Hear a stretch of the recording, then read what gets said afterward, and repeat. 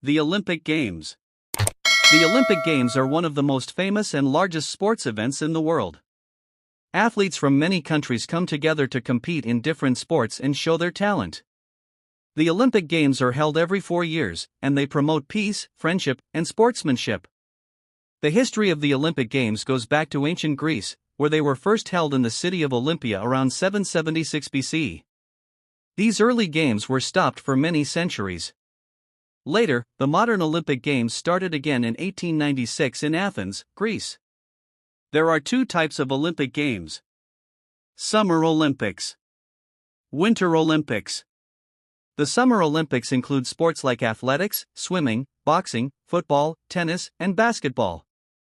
The Winter Olympics have sports like skiing, ice hockey, snowboarding, and skating. The International Olympic Committee, IOC, manages the Olympic Games.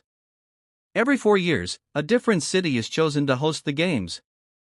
The event usually lasts for 2 weeks. Thousands of players and millions of viewers around the world enjoy this global celebration of sports.